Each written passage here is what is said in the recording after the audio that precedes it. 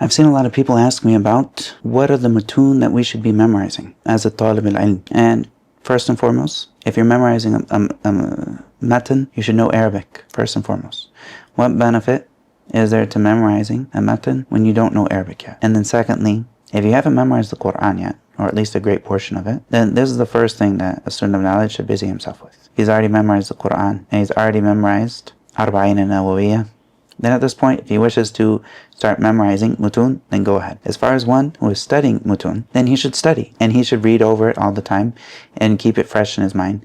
And if he reads it consistently, on a consistent basis, he goes over it, make sure he knows all the words, he will find that he will naturally memorize a lot from this. But of course, first and foremost, the Qur'an should always come first when it comes to memorizing. Memorize the Qur'an first, memorize Hadith, and then add to this after you have developed that skill with the Qur'an and the Hadith. But the last thing I'd ever want to see someone doing is neglecting reciting the Qur'an and memorizing the Qur'an because they're busy trying to memorize Matn Abi Shujāʿ. So have your priorities straight, and if you have finished this, then go ahead. If you want to have a matn that you memorize that is nazm, then memorize az-Zubad in Fiqh Shāfiʿī. And if you want to memorize something that is manthur or nathar, then memorize Matn Abi Shujāʿ. This is great. And depending on each ilm, once you have talked to different teachers, you'll find that each ilm has a matn in it that should be enough for each person. But of course, Qur'an first and foremost, Sunnah after that. These things will constantly bring you back to Allah and His Messenger, and you will find that if you're memorizing Qur'an, you're going to be getting tons of rewards for every single letter that you're reciting, as well as pondering the meanings of the Qur'an. And if you're memorizing Hadith, you're going to find every single time you read a Hadith, one time or maybe three, you will be sending Ṣalāh on the Prophet Sallallahu Alaihi Wasallam. And this is of the things that will make someone the closest, they'll bring him to be the closest to the Prophet Sallallahu Alaihi Wasallam in Jannah.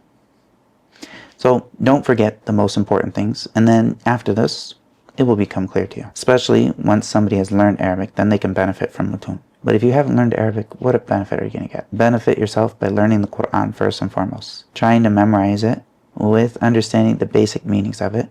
Picking up the words that come all the time. Make sure you understand these. And then work on learning Arabic. Once your Arabic comes to a point where you're able to understand, then you'll be able to understand when they come to you and tell you, you should memorize this, you should memorize this, you should memorize this.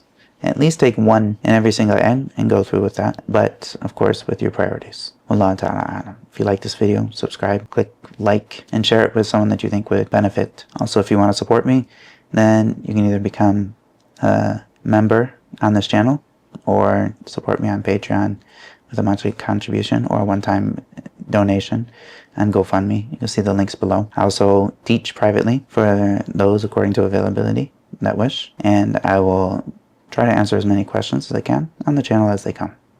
Wallahu ta'ala a'lam. Wa sallallahu wa sallam ala nabiyyina Muhammad wa ala alihi wa sahbihi ajma'in.